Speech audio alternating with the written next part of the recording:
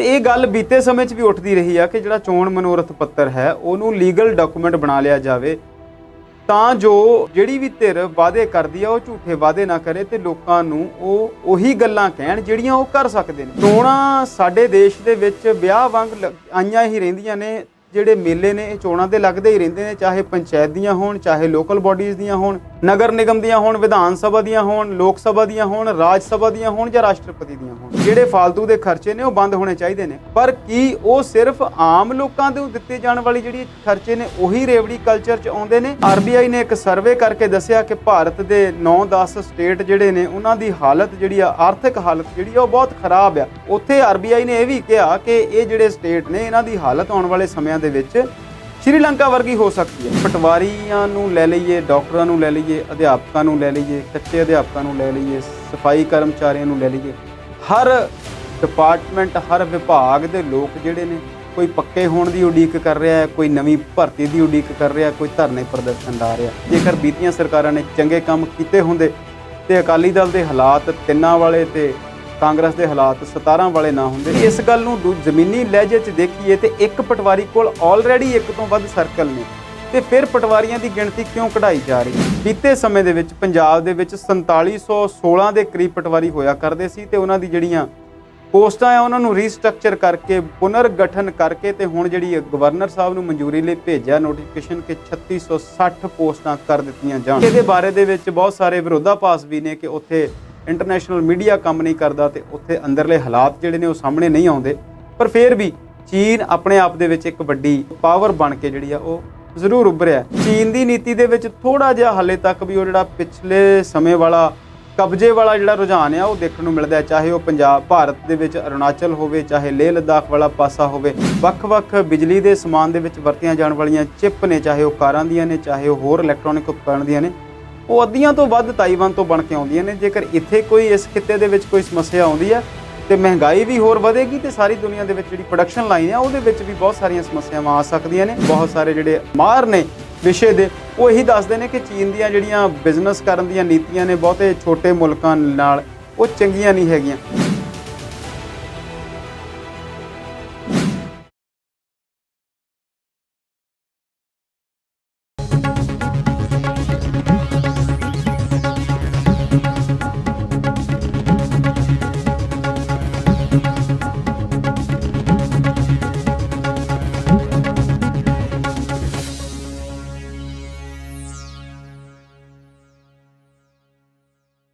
Punjabi national TV ਦੇਖ ਰਹੇ ਸਾਰੇ ਦਰਸ਼ਕਾਂ ਨੂੰ ਰਣਜੀਤ ਸਿੰਘ ਸਿੱਧੂ ਵੱਲੋਂ ਸਤਿ ਸ਼੍ਰੀ ਅਕਾਲ। ਵਿਚਾਰ ਚਰਚਾ ਪ੍ਰੋਗਰਾਮ ਲੈ ਕੇ ਮੈਂ ਅੱਜ ਆਪ ਦੀ ਸੇਵਾ ਦੇ ਵਿੱਚ ਹਾਜ਼ਰ ਹੋਇਆ ਹਾਂ। ਪ੍ਰੋਗਰਾਮ 'ਚ ਮੇਰਾ ਸਾਥ ਦੇਣਗੇ ਅੰਮ੍ਰਿਤ ਸ਼ਰਮਾ ਜੀ। ਸ਼ਰਮਾ ਜੀ, ਪ੍ਰੋਗਰਾਮ ਦੇ ਜੀ ਆਇਆਂ ਨੂੰ ਸਤਿ ਸ਼੍ਰੀ ਅਕਾਲ। ਸਤਿ ਸ਼੍ਰੀ ਅਕਾਲ ਸਿੱਧੂ ਭਾਜੀ, ਬਹੁਤ ਬਹੁਤ ਧੰਨਵਾਦ। ਸ਼ਰਮਾ ਜੀ, ਅੱਜ ਆਪਾਂ ਕੁਝ ਟੌਪਿਕਸ ਨੇ ਦੇਸ਼ ਵਿਦੇਸ਼ ਦੇ ਜਿਨ੍ਹਾਂ ਬਾਰੇ ਅੱਜ ਆਪਾਂ ਕੁਝ ਗੱਲਾਂ ਬਾਤਾਂ, ਕੁਝ ਵਿਚਾਰ ਚਰਚਾ ਕਰਾਂਗੇ ਜੀ। ਸਭ ਤੋਂ ਪਹਿਲਾਂ ਥੋੜ੍ਹੀ ਜਿਹੀ ਗੱਲ ਮੈਂ ਕਰਨਾ ਚਾਹਾਂਗਾ ਕਿ ਜਦੋਂ ਵੀ ਇਲੈਕਸ਼ਨਸ ਹੁੰਦੀਆਂ ਨੇ, ਜਦੋਂ ਵੀ ਵੋਟਾਂ ਹੁੰਦੀਆਂ ਨੇ, ਚਾਹੇ ਉਹ ਭਾਰਤ 'ਚ ਹੋਣ, ਚਾਹੇ ਕੈਨੇਡਾ, ਅਮਰੀਕਾ ਜਾਂ ਦੁਨੀਆ ਦੇ ਕਿਸੇ ਵੀ ਦੇਸ਼ ਵਿੱਚ ਹੋਣ, ਜਿਹੜੇ ਪੋਲੀਟੀਕਲ ਪਾਰਟੀਆਂ ਨੇ, ਜਿਹੜੇ ਲੀਡਰ ਨੇ, ਉਹ ਵੱਡੇ ਵੱਡੇ ਵਾਅਦੇ ਕਰਦੇ ਨੇ ਵੋਟਰਾਂ ਨਾਲ ਅਤੇ ਜਿਹੜੇ ਉਹਨਾਂ ਦੇ ਚੋਣ ਮੈਨੀਫੈਸਟ ਹੁੰਦੇ ਨੇ ਉਹਨਾਂ ਦੇ ਵਿੱਚ ਵੀ ਬਹੁਤ ਸਾਰੇ ਵਾਅਦੇ ਜਿਹੜੇ ਨੇ ਉਹ ਕੀਤੇ ਜਾਂਦੇ ਨੇ। ਪਰ ਅਕਸਰ ਕੀ ਹੁੰਦਾ ਹੈ ਕਿ ਜਦੋਂ ਕੋਈ ਵੀ ਪਾਰਟੀ ਵੋਟਾਂ ਜਿੱਤ ਜਾਂਦੀ ਹੈ, ਚੋਣਾਂ ਜਿੱਤ ਜਾਂਦੀ ਹੈ, ਸਰਕਾਰ ਬਣਾ ਲੈਂਦੀ ਹੈ, ਤਾਂ ਫਿਰ ਜਿਹੜੇ ਉਹ ਵਾਅਦੇ ਨੇ ਉਹ ਪੂਰੇ ਜਾਂ ਤਾਂ ਬਿਲਕੁਲ ਨਹੀਂ ਕੀਤੇ ਜਾਂਦੇ ਜਾਂ ਉਹਨਾਂ ਵਿੱਚੋਂ ਬਹੁਤੇ ਵਾਅਦੇ ਜਿਹੜੇ ਨੇ ਉਹ ਨਹੀਂ ਪੂਰੇ ਕੀਤੇ ਜਾਂਦੇ ਜੀ। ਸੋ ਇਸੇ ਸੰਬੰਧੀ ਜਿਹੜੀ ਆ ਇਹ ਮੰਗ ਕਾਫੀ ਲੰਬੇ ਸਮੇਂ ਤੋਂ ਉੱਠਦੀ ਰਹੀ ਆ ਕਿ ਜਿਹੜੇ ਵੀ ਇਹ ਵਾਅਦੇ ਕੀਤੇ ਜਾਂਦੇ ਨੇ ਕਿਤੇ ਨਾ ਕਿਤੇ ਇਹਨਾਂ ਨੂੰ ਲੀਗਲੀ ਜਿਹੜਾ ਡਾਕੂਮੈਂਟ ਕਰਕੇ ਜਿਹੜੀਆਂ ਪੋਲੀਟੀਕਲ ਪਾਰਟੀਆਂ ਨੇ ਜਾਂ ਪੋਲੀਟੀਕਲ ਲੀਡਰ ਨੇ ਉਹਨਾਂ ਨੂੰ ਜ਼ਿੰਮੇਵਾਰ ਬਣਾਇਆ ਜਾਵੇ ਕਿ ਜੋ ਪ੍ਰੋਮਿਸ ਕਰਦੇ ਨੇ, ਜੋ ਵਾਅਦੇ ਕਰਦੇ ਨੇ, ਉਹਨਾਂ ਨੂੰ ਪੂਰੇ ਕਰਨਾ ਪਵੇ। ਇਸੇ ਸੰਬੰਧ ਵਿੱਚ ਇੱਕ ਪਟੀਸ਼ਨ ਜਿਹੜੀ ਆ ਉਹ ਸੁਪਰੀਮ ਕੋਰਟ ਵਿੱਚ ਪਾਈ ਗਈ ਆ।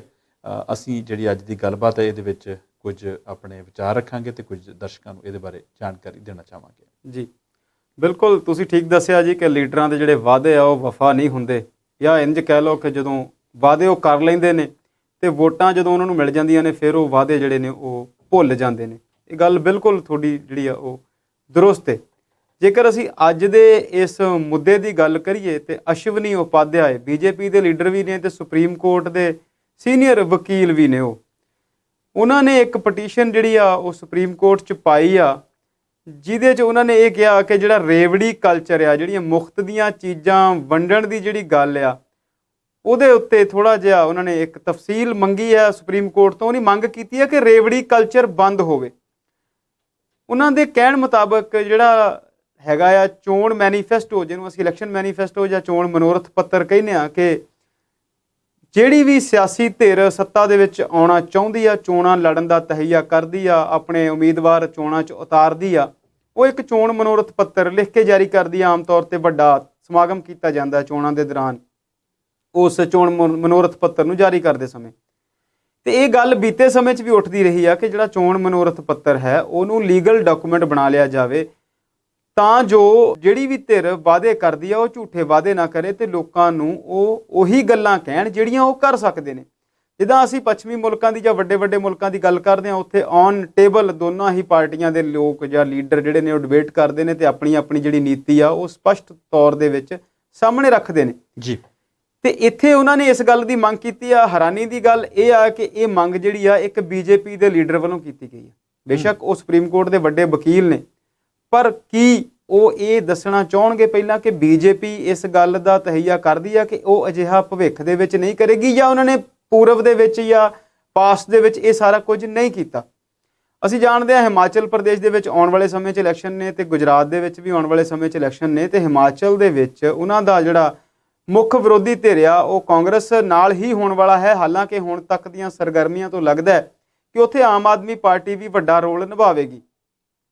ਤੇ ਆਮ ਆਦਮੀ ਪਾਰਟੀ ਦੀ ਦਿੱਲੀ ਦੀ ਕਾਰਜਕਾਰੀ ਤੇ ਪੰਜਾਬ ਦੀ ਕਾਰਜਕਾਰੀ ਨੂੰ ਦੇਖਦੇ ਹੋਏ ਉਹਨਾਂ ਨੇ ਉਹਨਾਂ ਦੇ ਜਿਹੜੇ ਕੀਤੇ ਜਾਣ ਵਾਲੇ ਵਾਅਦੇ ਆ ਜਾਂ ਕੀਤੇ ਜਾਣ ਵਾਲੇ ਜਿਹੜੇ ਐਲਾਨ ਆ ਉਹਨਾਂ ਨੂੰ ਪਹਿਲਾਂ ਹੀ ਲਾਗੂ ਕਰਨਾ ਸ਼ੁਰੂ ਕਰ ਦਿੱਤਾ ਹੈ।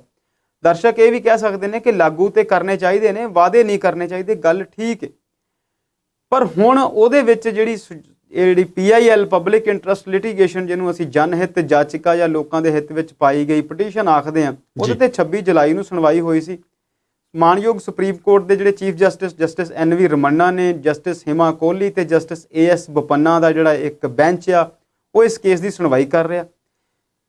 ਸੁਪਰੀਮ ਕੋਰਟ ਵੱਲੋਂ ਕੇਂਦਰ ਨੂੰ ਨੋਟਿਸ ਭੇਜਿਆ ਗਿਆ ਸੀ ਤੇ ਨਾਲ ਦੀ ਨਾਲ ਇਲੈਕਸ਼ਨ ਕਮਿਸ਼ਨ, ਜਿਹੜਾ ਸਾਡਾ ਚੋਣ ਕਮਿਸ਼ਨ ਹੈ, ਜਿਹੜਾ ਚੋਣਾਂ ਕਰਵਾਉਂਦਾ ਹੈ ਸਾਰੇ ਦੇਸ਼ ਵਿੱਚ, ਉਹਨਾਂ ਨੂੰ ਵੀ ਨੋਟਿਸ ਭੇਜਿਆ ਗਿਆ ਸੀ ਜੀ। ਤੇ ਮੈਂ ਦੱਸਣਾ ਚਾਹੁੰਦਾ ਇਹਦੇ ਨਾਲ ਦੀ ਨਾਲ ਉਹਨਾਂ ਨੇ ਕੁਝ ਮਾਹਰਾਂ ਕੋਲੋਂ ਵੀ ਇਹਦੇ ਲਈ ਸਲਾਹ ਮੰਗੀ ਸੀ। ਖਾਸ ਤੌਰ ਤੇ ਕਪਿਲ ਸਿੱਬਲ ਜਿਹੜੇ ਕਾਂਗਰਸ ਦੇ ਲੀਡਰ ਵੀ ਸਨ, ਹੁਣ ਤੇ ਨਹੀਂ ਰਹੇ, ਹੁਣ ਉਹਨਾਂ ਨੇ ਕਿਸੇ ਹੋਰ ਪਾਰਟੀ ਨਾਲ ਭਾਈਵਾਲੀ ਕਰਕੇ ਤੇ ਸੰਸਦ ਦੇ ਵਿੱਚ ਲੋਕ ਸਭਾ ਦੀ ਛੱਡ ਕੇ ਰਾਜ ਸਭਾ, ਉਹਨਾਂ ਦੀ ਰਿਟਾਇਰਮੈਂਟ ਸੀ, ਉਹਨਾਂ ਨੇ ਦੁਬਾਰਾ ਰਾਜ ਸਭਾ ਦੀ ਜਿਹੜੀ ਮੈਂਬਰਸ਼ਿਪ ਲੈ ਲਈ ਆ। ਉਹਨਾਂ ਤੋਂ ਵੀ ਸਲਾਹ ਮੰਗੀ ਸੀ ਸੁਪਰੀਮ ਕੋਰਟ ਨੇ। ਤੇ ਹੁਣ ਗੱਲ ਇੱਥੇ ਪਹੁੰਚੀ ਹੈ ਕਿ ਸੁਪਰੀਮ ਕੋਰਟ ਨੇ ਜਿਹੜੀ ਇਹਦੀ ਤਾਰੀਖ ਆ ਉਹ ਅਗਲੀ ਨਿਯਤ ਕਰ ਦਿੱਤੀ ਆ। 11 ਅਗਸਤ ਨੂੰ ਸ਼ਾਇਦ ਇਸ ਕੇਸ ਦੀ ਫਿਰ ਸੁਣਵਾਈ ਹੋਵੇਗੀ। ਸਿੱਧੂ ਸਾਹਿਬ, ਮੈਂ ਦੱਸਣਾ ਇਹ ਚਾਹੁੰਦਾ ਕਿ ਇਹ ਮਸਲਾ ਜਾਂ ਇਹ ਜਿਹੜਾ ਮੁੱਦਾ ਆ ਇਹ ਬਹੁਤ ਗੰਭੀਰ ਆ। ਬਿਲਕੁਲ, ਚੋਣਾਂ ਸਾਡੇ ਦੇਸ਼ ਦੇ ਵਿੱਚ ਵਿਆਹ ਵਾਂਗ ਆਈਆਂ ਹੀ ਰਹਿੰਦੀਆਂ ਨੇ। ਜਿਹੜੇ ਮੇਲੇ ਨੇ ਇਹ ਚੋਣਾਂ ਦੇ ਲੱਗਦੇ ਹੀ ਰਹਿੰਦੇ ਨੇ, ਚਾਹੇ ਪੰਚਾਇਤ ਦੀਆਂ ਹੋਣ, ਚਾਹੇ ਲੋਕਲ ਬਾਡੀਜ਼ ਦੀਆਂ ਹੋਣ, ਨਗਰ ਨਿਗਮ ਦੀਆਂ ਹੋਣ, ਵਿਧਾਨ ਸਭਾ ਦੀਆਂ ਹੋਣ, ਲੋਕ ਸਭਾ ਦੀਆਂ ਹੋਣ, ਰਾਜ ਸਭਾ ਦੀਆਂ ਹੋਣ ਜਾਂ ਰਾਸ਼ਟਰਪਤੀ ਦੀਆਂ ਹੋਣ ਜੀ। ਤੇ ਇਹ ਜਿਹੜੇ ਵਾਅਦੇ ਨੇ ਇਹ ਹੁੰਦੇ ਰਹਿੰਦੇ ਨੇ, ਚਾਹੇ ਉਹ ਯੂਪੀ ਦੀਆਂ ਚੋਣਾਂ ਦੇ ਵਿੱਚ ਵਿਦਿਆਰਥੀਆਂ ਨੂੰ ਲੈਪਟਾਪ ਦੇਣ ਦਾ ਵਾਅਦਾ ਹੋਵੇ, ਚਾਹੇ ਪੰਜਾਬ ਦੇ ਵਿੱਚ ਸਾਈਕਲ ਵੰਡਣ ਦਾ ਵਾਅਦਾ ਹੋਵੇ, ਚਾਹੇ ਮੁਫਤ ਦੀ ਬਿਜਲੀ ਦੇਣ ਦਾ ਵਾਅਦਾ ਹੋਵੇ, ਤੇ ਚਾਹੇ ਸੱਤਾ ਦੇ ਵਿੱਚ ਬੈਠੀ ਬੀਜੇਪੀ ਵੱਲੋਂ ਹਰ ਸਾਲ 1 ਕਰੋੜ ਨੌਕਰੀ ਦੇਣ ਦਾ ਵਾਅਦਾ ਹੋਵੇ, ਜਿਹੜਾ ਕਿ ਇਹਨਾਂ ਨੇ 14 'ਚ ਕੀਤਾ ਸੀ ਤੇ ਬਾਅਦ ਵਿੱਚ ਦੇ ਦਿੱਤੀ ਨੋਟਬੰਦੀ ਤੇ GST ਜੀ। ਪਰ ਗੱਲ ਤੇ ਇਹ ਵੀ ਹੈ ਕਿ ਇਹ ਰੇਵੜੀ ਕਲਚਰ ਨੂੰ ਬੰਦ ਕਰਨਾ ਚਾਹੁੰਦੇ ਨੇ ਬੀਜੇਪੀ ਦੇ ਜਿਹੜੇ ਵਕੀਲ ਨੇ, ਜਿਹੜੀ ਇਹਨਾਂ ਦੀ ਪਟੀਸ਼ਨ ਆ। ਅਸੀਂ ਜਦੋਂ ਰਾਜਨੀਤੀ ਨੂੰ ਥੋੜ੍ਹਾ ਬਹੁਤ ਦੇਖਦੇ, ਸੁਣਦੇ, ਪੜ੍ਹਦੇ, ਸਮਝਦੇ ਹਾਂ, ਅਸੀਂ ਵੀ ਚਾਹੁੰਦੇ ਹਾਂ ਕਿ ਇਹ ਜਿਹੜਾ ਰੇਵੜੀ ਕਲਚਰ ਹੈ ਇਹ ਬੰਦ ਹੋਣਾ ਚਾਹੀਦਾ। ਪਰ ਇੱਕ ਵੱਡੀ ਗੱਲ ਹੋਰ ਵੀ ਸਾਹਮਣੇ ਆਉਂਦੀ ਹੈ ਕਿ ਕੀ ਸਿਰਫ ਰੇਵੜੀ ਕਲਚਰ ਹੀ ਬੰਦ ਹੋਣਾ ਚਾਹੀਦਾ? ਜਿਹੜੇ NPA ਨੇ, ਨਾਨ ਪੇਮੈਂਟ ਐਸੈਟਸ ਨੇ, ਨਾਨ ਪੇਮੈਂਟ ਲੋਨਸ ਨੇ, ਜਿਹੜੇ ਬੈਂਕਾਂ ਦੇ ਭਗੌੜੇ ਨੇ ਹਜ਼ਾਰਾਂ ਲੱਖਾਂ ਕਰੋੜਾਂ ਦੇ, ਕੀ ਉਹਨਾਂ ਦੇ ਜਿਹੜੇ ਲੋਨਸ ਨੇ ਰਾਈਟ ਆਫ ਕਰ ਦਿੱਤੇ ਜਾਂਦੇ ਨੇ? ਉਹ ਰੇਵੜੀਆਂ ਨਹੀਂ ਹੈਗੀਆਂ? ਕੀ ਸਰਕਾਰ ਦਾ ਬੈਂਕਾਂ ਨੂੰ ਵੇਚਣਾ ਤੇ ਬੈਂਕਾਂ ਦੇ ਵਿੱਚ ਜਿਹੜੇ ਬੈਡ ਡੈਟਸ ਨੇ ਉਹਨਾਂ ਲਈ ਬੈਡ ਬੈਂਕ ਬਣਾ ਦੇਣਾ ਆਪਣੇ ਆਪ ਦੇ ਵਿੱਚ, ਉਹ ਰੇਵੜੀ ਕਲਚਰ ਨਹੀਂ ਹੈਗਾ? ਤੇ ਕੀ ਉਹ ਜਿਹੜੇ ਸਾਰੇ ਲੀਡਰਾਂ ਦੇ ਉੱਤੇ ਜਿਹੜੇ ਨਾਨ ਪਲਾਨ ਐਕਸਪੈਂਡੀਚਰ ਨੇ, ਜਦੋਂ ਅਸੀਂ ਬਜਟ ਨੂੰ ਪੜ੍ਹਦੇ ਹਾਂ ਤੇ ਉੱਥੇ ਅਸੀਂ ਇਹ ਗੱਲਾਂ ਦੇਖਦੇ ਹਾਂ ਕਿ ਪਲੈਨਡ ਐਕਸਪੈਂਡੀਚਰ ਨੇ, ਕਿਸੇ ਪਰਟੀਕੂਲਰ ਸਕੀਮ ਦੇ ਉੱਤੇ ਕਿੰਨਾ ਖਰਚਾ ਕੀਤਾ ਜਾਣਾ ਉਹ ਤੇ ਸਾਹਮਣੇ ਹੈ। ਤੇ ਬਾਅਦ ਵਿੱਚ ਸਾਲ ਬਾਅਦ ਜਦੋਂ ਨਾਨ ਪਲਾਨ ਐਕਸਪੈਂਡੀਚਰ ਸਾਹਮਣੇ ਆਉਂਦੇ ਨੇ, ਲੀਡਰਾਂ ਨੂੰ ਵੱਡੀਆਂ ਕੋਠੀਆਂ, ਵੱਡੀਆਂ ਗੱਡੀਆਂ, ਉਹਨਾਂ ਦੇ ਟੈਲੀਫੋਨ ਦੇ ਖਰਚੇ, ਉਹਨਾਂ ਦੀਆਂ ਸਿਹਤ ਸਹੂਲਤਾਂ ਦੇ ਖਰਚੇ, ਉਹਨਾਂ ਦੀਆਂ ਹਵਾਈ ਯਾਤਰਾਵਾਂ ਦੇ ਖਰਚੇ, ਤੇ ਇਸ ਮੋਬਾਈਲ ਦੇ ਦੌਰ ਵਿੱਚ ਵੀ ਉਹਨਾਂ ਨੂੰ 2-2 3-3 4-4 ਲੈਂਡਲਾਈਨ ਫੋਨ ਦੇ ਜਿਹੜੇ ਖਰਚੇ ਨੇ, ਕੀ ਉਹ ਰੇਵੜੀਆਂ ਨਹੀਂ ਹਨ? ਅਸੀਂ ਇਸ ਗੱਲ ਨਾਲ ਸਹਿਮਤ ਹਾਂ ਕਿ ਜਿਹੜੇ ਫਾਲਤੂ ਦੇ ਖਰਚੇ ਨੇ ਉਹ ਬੰਦ ਹੋਣੇ ਚਾਹੀਦੇ ਨੇ, ਪਰ ਕੀ ਉਹ ਸਿਰਫ ਆਮ ਲੋਕਾਂ ਨੂੰ ਦਿੱਤੇ ਜਾਣ ਵਾਲੀ ਜਿਹੜੀ ਖਰਚੇ ਨੇ ਉਹੀ ਰੇਵੜੀ ਕਲਚਰ 'ਚ ਆਉਂਦੇ ਨੇ, ਜਾਂ ਫਿਰ ਇਹ ਜਿਹੜੀਆਂ ਚੀਜ਼ਾਂ ਅਸੀਂ ਹੋਰ ਦੱਸਦੇ ਹਾਂ ਉਹ ਵੀ ਰੇਵੜੀ ਕਲਚਰ 'ਚ ਆਉਂਦੀਆਂ ਨੇ? ਕੁਝ ਦਿਨ ਪਹਿਲਾਂ RBI ਨੇ ਇੱਕ ਸਰਵੇ ਕਰਕੇ ਦੱਸਿਆ ਕਿ ਭਾਰਤ ਦੇ 9-10 ਸਟੇਟ ਜਿਹੜੇ ਨੇ ਉਹਨਾਂ ਦੀ ਹਾਲਤ ਜਿਹੜੀ ਆ, ਆਰਥਿਕ ਹਾਲਤ ਜਿਹੜੀ ਆ ਉਹ ਬਹੁਤ ਖਰਾਬ ਆ। ਪੰਜਾਬ ਵੀ ਉਹਦੇ ਵਿੱਚ ਸ਼ਾਮਲ ਆ, ਕੇਰਲਾ ਵੀ ਉਹਦੇ ਵਿੱਚ ਸ਼ਾਮਲ ਆ, ਤਾਮਿਲਨਾਡੂ ਵੀ ਉਹਦੇ ਵਿੱਚ ਸ਼ਾਮਲ ਆ, ਮਹਾਰਾਸ਼ਟਰ ਵੀ ਉਹਦੇ ਵਿੱਚ ਸ਼ਾਮਲ ਆ। ਆਮ ਤੌਰ ਤੇ ਉਹਨਾਂ ਸਟੇਟਾਂ ਦਾ ਸਰਵੇ ਆ ਜਿੱਥੇ BJP ਸੱਤਾ ਦੇ ਵਿੱਚ ਨਹੀਂ ਹੈਗੀ, ਤੇ ਉੱਥੇ RBI ਨੇ ਇਹ ਵੀ ਕਿਹਾ ਕਿ ਇਹ ਜਿਹੜੇ ਸਟੇਟ ਨੇ ਇਹਨਾਂ ਦੀ ਹਾਲਤ ਆਉਣ ਵਾਲੇ ਸਮਿਆਂ ਦੇ ਵਿੱਚ ਸ਼੍ਰੀਲੰਕਾ ਵਰਗੀ ਹੋ ਸਕਦੀ ਆ। ਕੀ ਭਾਰਤ ਸਰਕਾਰ ਇਹਨਾਂ ਚੀਜ਼ਾਂ ਦੇ ਉੱਤੇ ਪਹਿਲਾਂ ਕਦੇ ਗੌਰ ਕੀਤਾ ਉਹਨਾਂ ਨੇ? ਹਰ ਕਿਸਾਨ ਨੂੰ 6000 ਰੁਪਈਆ ਦੇਣ ਦੀ ਜਿਹੜੀ ਸਕੀਮ ਆ ਉਹ ਕਿਸ ਆਰਥਿਕ ਮਾਹਰ ਨੇ ਇਹਨਾਂ ਨੂੰ ਦੱਸੀ ਆ? ਕੋਵਿਡ ਦੇ ਦੌਰਾਨ ਇਹਨਾਂ ਨੇ 80 ਕਰੋੜ ਲੋਕਾਂ ਨੂੰ ਮੁਫਤ ਦਾ ਭੋਜਨ ਦੇਣ ਦੀ ਗੱਲ ਕੀਤੀ ਆ, ਤੇ ਕੀ ਇਹਨਾਂ ਨੇ ਪਿਛਲੇ 10 ਸਾਲਾਂ ਦੇ ਵਿੱਚ, 8 ਸਾਲ ਹੋ ਗਏ ਨੇ, ਕਿੰਨੇ ਲੋਕਾਂ ਨੂੰ ਗਰੀਬੀ ਦੀ ਰੇਖਾ ਤੋਂ ਬਾਹਰ ਲੈ ਕੇ ਆਂਦਾ? ਕਿਉਂ ਇੰਨੇ ਵੱਡੀ ਗਿਣਤੀ ਦੇ ਵਿੱਚ ਲੋਕਾਂ ਨੂੰ ਰੁਜ਼ਗਾਰ ਨਾ ਦੇ ਕੇ ਮੁਫਤ ਦਾ ਰਾਸ਼ਨ ਦੇਣ ਦੀ ਗੱਲ ਕੀਤੀ ਗਈ?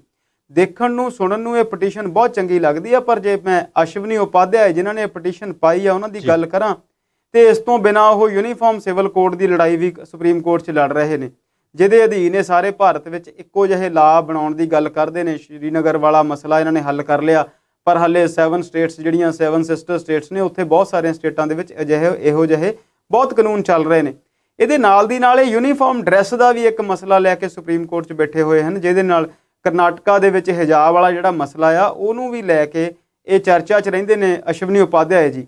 ਪਰ ਗੱਲ ਤਾਂ ਇਹ ਆ ਸਿੱਧੂ ਸਾਹਿਬ ਕਿ ਕੀ ਤੁਹਾਡੀ ਨੀਅਤ ਜਿਹੜੀ ਆ ਉਹ ਸਿਰਫ ਮੁਫਤ ਦੀਆਂ ਰੇੜੀਆਂ ਨੂੰ ਲੈ ਕੇ ਸਿੰਸੀਅਰ ਹੋਣ ਵਾਲੀ ਹੈ, ਜਾਂ ਤੁਸੀਂ ਦੇਸ਼ ਦੀ ਆਰਥਿਕ ਹਾਲਾਤਾਂ ਨੂੰ ਲੈ ਕੇ ਵਾਕਿਆ ਹੀ ਕੋਈ ਸਹੀ ਤਰੀਕਾ ਜਿਹੜਾ ਆ ਉਹ ਚੁਣਨ ਵਾਲੇ ਪਾਸੇ ਨੂੰ ਇਸ਼ਾਰਾ ਕਰ ਰਹੇ ਹੋ, ਜਾਂ ਸਿਰਫ ਚੋਣਾਂ ਤੱਕ ਹੀ ਤੁਹਾਡੀਆਂ ਇਹ ਜਿਹੜੀਆਂ ਸਾਰੀਆਂ ਚੀਜ਼ਾਂ ਨੇ ਉਹ ਮਹਿਦੂਦ ਨੇ? ਜੇਕਰ ਬੈਂਕਿੰਗ ਸੈਕਟਰ ਦੀ ਗੱਲ ਕਰੀਏ, 70ਵਿਆਂ ਦੇ ਵਿੱਚ ਇੰਦਰਾ ਗਾਂਧੀ ਨੇ ਬੈਂਕਾਂ ਨੂੰ ਨੈਸ਼ਨਲਾਈਜ਼ ਕੀਤਾ ਤੇ ਬੈਂਕਾਂ ਦਾ ਇੱਕ ਜਾਲ ਵਿਛਾਇਆ ਜੀ। ਇਹਨਾਂ ਲੋਕਾਂ ਨੇ ਬੈਂਕਾਂ ਨੂੰ ਗਰੁੱਪ ਕਰ ਦਿੱਤਾ, ਬੈਂਕਾਂ ਨੂੰ ਮਰਜ ਕਰਨਾ ਸ਼ੁਰੂ ਕਰ ਦਿੱਤਾ। ਗਿਣਤੀ ਜਿਹੜੀ ਆ 10 ਤੱਕ ਰਹਿ ਗਈ, 2-3 ਨੂੰ ਵੇਚਣ ਦੀ ਤਿਆਰੀ ਆ ਅਗਲੇ ਮਾਲੀ ਵਰ੍ਹੇ ਤੋਂ ਪਹਿਲਾਂ ਤੇ 1.5 ਲੱਖ ਦੇ ਕਰੀਬ ਬੈਂਕਾਂ ਦੀਆਂ ਨੌਕਰੀਆਂ ਖਾ ਗਏ। ਮੁਫਤ ਦੀਆਂ ਰੇਵੜੀਆਂ ਵੀ ਦੇਣੀਆਂ ਬੰਦ ਕਰ ਦਿਓਗੇ, ਨੌਕਰੀਆਂ ਦੇਣ ਦੀਆਂ ਵੀ ਬੰਦ ਕਰ ਦਿਓਗੇ, 에ਅਰਲਾਈਨਸ ਵੀ ਵੇਚ ਦਿਓਗੇ, ਤੇ ਬਾਕੀ ਸਾਰੀਆਂ ਚੀਜ਼ਾਂ ਜਿਹੜੀਆਂ ਆ ਉਹ ਕਾਰਪੋਰੇਟਸ ਨੂੰ ਦੇ ਦੋਗੇ, ਤੇ ਮੁਲਕ ਨੂੰ ਤੁਸੀਂ ਚਲਾਉਣਾ ਕਿਵੇਂ ਚਾਹੁੰਦੇ ਆ? ਗੱਲਾਂ ਸੁਣਨ ਨੂੰ ਦੇਖਣ ਨੂੰ ਸੋਹਣੀਆਂ ਲੱਗਦੀਆਂ ਨੇ ਕਿ ਚੋਣ ਸੁਧਾਰ ਹੋਣੇ ਚਾਹੀਦੇ ਨੇ, ਪਰ ਇਹਦੇ ਲਈ ਇੱਕ ਵਿਆਪਕ ਬਹਿਸ ਹੋਣੀ ਚਾਹੀਦੀ ਹੈ, ਜਿਹਦੇ ਲਈ ਲੋਕ ਸਭਾ ਬਣੀ ਹੋਈ ਹੈ। ਜਦੋਂ ਤੁਸੀਂ ਉੱਥੇ ਸੈਸ਼ਨ ਚਲਾਉਣਾ ਹੁੰਦਾ, ਉਦੋਂ ਤੁਸੀਂ ਉੱਥੇ ਮੰਤਰੀਜ਼ ਨੂੰ, ਮਿਨਿਸਟਰਸ ਨੂੰ, ਲੋਕਾਂ ਨੂੰ, ਜਿਹੜੇ ਵਿਰੋਧੀ ਧਿਰ ਦੇ ਆਗੂ ਨੇ ਉਹਨਾਂ ਨੂੰ ਬਾਹਰ ਕੱਢ ਦਿੰਦੇ ਆ। ਸਪਾਈਵੇਅਰ ਤੁਸੀਂ ਹਰ ਬੰਦੇ ਦੇ ਫੋਨ ਵਿੱਚ ਪਾਏ ਹੋਏ ਨੇ ਤਾਂ ਕਿ ਉਹਨਾਂ ਦੀਆਂ ਜਾਣਕਾਰੀਆਂ ਤੁਹਾਨੂੰ ਮਿਲਦੀਆਂ ਰਹਿਣ, ਤੇ ਇਹਨਾਂ ਇਹੋ ਜਿਹੀਆਂ ਚੀਜ਼ਾਂ ਲਈ ਸੁਪਰੀਮ ਕੋਰਟ ਦੇ ਵਿੱਚ PIL ਪਾ ਕੇ ਮਸਲਾ ਹੱਲ ਨਹੀਂ ਹੋ ਸਕਦਾ। ਇਹਦੇ ਲਈ ਤਾਂ ਤੁਸੀਂ ਯੂਨੀਵਰਸਿਟੀਜ਼ ਦੇ ਵਿਦਵਾਨਾਂ ਨੂੰ ਬੁਲਾਓ, ਉਹਨਾਂ ਤੋਂ ਸੈਮੀਨਾਰਸ ਕਰਵਾਓ, ਤੇ ਸਾਰੀਆਂ ਜਿਹੜੀਆਂ ਚੀਜ਼ਾਂ ਨੇ ਉਹਨਾਂ ਦੇ ਹੱਲ ਲਓ, ਤੇ ਫਿਰ ਕੋਈ ਇਹੋ ਜਿਹੀ ਪਾਲਿਸੀ ਬਣਾਓ ਜਿਹਦੇ ਅਧੀਨ ਸਹੀ ਤਰੀਕੇ ਦੇ ਨਾਲ ਇਹ ਗੱਲ ਸਾਹਮਣੇ ਆਵੇ ਕਿ ਵਾਕਿਆ ਹੀ ਤੁਸੀਂ ਇਸ ਚੀਜ਼ ਦਾ ਕੋਈ ਹੱਲ ਕਰਨਾ ਚਾਹੁੰਦੇ ਹੋ। ਜੀ ਬਿਲਕੁਲ ਸ਼ਰਮਾ ਜੀ, ਜਿਹੜੀ ਇਹ ਪਟੀਸ਼ਨ ਪਾਈ ਗਈ ਹੈ ਹਜੇ ਕਿਉਂਕਿ ਪਟੀਸ਼ਨ ਹੀ ਹੈ, ਸ਼ਾਇਦ ਹੀ ਇਸ ਤਰ੍ਹਾਂ ਦਾ ਜਿਹੜਾ ਕਾਨੂੰਨ ਹੈ ਕੋਈ ਬਣ ਸਕੇ, ਪਰ ਜੇਕਰ ਇਸ ਤਰ੍ਹਾਂ ਦਾ ਕਾਨੂੰਨ ਸੱਚਮੁੱਚ ਬਣ ਜਾਂਦਾ ਤਾਂ ਫਿਰ ਜਿਹੜੇ ਸਾਡੇ ਲੀਡਰ ਨੇ ਜਾਂ ਪੋਲੀਟੀਕਲ ਪਾਰਟੀਆਂ ਨੇ ਉਹਨਾਂ ਲਈ ਬਹੁਤ ਔਖਾ ਹੋ ਜਾਵੇਗਾ। ਜਿਸ ਤਰ੍ਹਾਂ ਦੇ ਵਾਅਦੇ ਭਾਵੇਂ ਕਿ ਭਾਰਤੀ ਜਨਤਾ ਪਾਰਟੀ ਵੱਲੋਂ ਇੱਕ ਵਿਅਕਤੀ ਨੂੰ 15-15 ਲੱਖ ਰੁਪਏ ਦੇਣ ਦਾ, ਜਾਂ ਕੈਪਟਨ ਅਮਰਿੰਦਰ ਸਿੰਘ ਵੱਲੋਂ ਜਿਹੜਾ ਲੈਪਟਾਪ ਵੰਡਣੇ ਜਾਂ ਸੈੱਲਫੋਨ ਵੰਡਣ ਦਾ ਵਾਅਦਾ ਨੌਜਵਾਨਾਂ ਨੂੰ ਕੀਤਾ ਗਿਆ ਸੀ, ਜਿਵੇਂ ਕਿ ਪਹਿਲਾਂ ਆਪ ਪਾਰਟੀ ਨੇ 1000 ਰੁਪਈਆ ਔਰਤਾਂ ਨੂੰ ਦੇਣ ਲਈ ਕਿਹਾ, ਉਸ ਤੋਂ ਬਾਅਦ ਪਹਿਲਾਂ ਤਾਂ ਨਵਜੋਤ ਸਿੱਧੂ ਕਹਿੰਦੇ ਸੀ ਕਿ 1000 ਰੁਪਈਆ ਕੀ ਲੋੜ ਹੈ, ਸਾਡੀਆਂ ਔਰਤਾਂ ਨੂੰ ਲੋੜ ਨਹੀਂ ਹੈ ਜੀ ਇਸ ਤਰ੍ਹਾਂ ਦੀ ਭੀਖ ਲੈਣ ਲਈ, ਤੇ ਉਸ ਤੋਂ ਬਾਅਦ 2000 ਦਾ ਵੀ ਪ੍ਰੋਮਿਸ ਉਹਨਾਂ ਨੇ ਕੀਤਾ। ਸੋ ਇਸ ਤਰ੍ਹਾਂ ਦੇ ਜੇਕਰ ਸਾਰੀਆਂ ਪੋਲੀਟੀਕਲ ਪਾਰਟੀਆਂ ਵੱਲ ਨਜ਼ਰ ਮਾਰੀ ਜਾਵੇ ਤਾਂ ਇਸ ਤਰ੍ਹਾਂ ਦੇ ਬਹੁਤ ਸਾਰੇ ਵਾਅਦੇ ਉਹ ਕਰਦੀਆਂ ਨੇ, ਜਿਹੜਾ ਪਤਾ ਵੀ ਲੱਗ ਰਿਹਾ ਹੁੰਦਾ ਕਿ ਪੂਰੇ ਕਰਨੇ ਜਿਹੜੇ ਨੇ ਬਹੁਤ ਔਖੇ ਹੋਣਗੇ। ਪਰ ਜੇਕਰ ਇਸ ਤਰ੍ਹਾਂ ਦਾ ਕੋਈ ਕਾਨੂੰਨ ਬਣ ਜਾਂਦਾ ਤਾਂ ਫਿਰ ਪੋਲੀਟੀਕਲ ਪਾਰਟੀਆਂ ਲਈ ਵੋਟਰਾਂ ਨੂੰ ਆਪਣੇ ਵੱਲ ਪ੍ਰਭਾਵਿਤ ਕਰਨ ਲਈ ਜਿਹੜਾ ਹੈ ਕੁਝ ਹੋਰ ਪਾਲਿਸੀਆਂ, ਕੋਈ ਹੋਰ ਯੋਜਨਾਵਾਂ ਬਣਾਉਣੀਆਂ ਪੈਣਗੀਆਂ। ਸੋ ਅੱਜ ਦੀ ਜਿਹੜੀ ਗੱਲਬਾਤ ਇਸੇ ਤਰ੍ਹਾਂ ਅੱਗੇ ਚੱਲਦੀ ਰਹੇਗੀ। ਫਿਰ ਵਾਪਸ ਆਉਣੇ ਇੱਕ ਬ੍ਰੇਕ ਤੋਂ ਬਾਅਦ।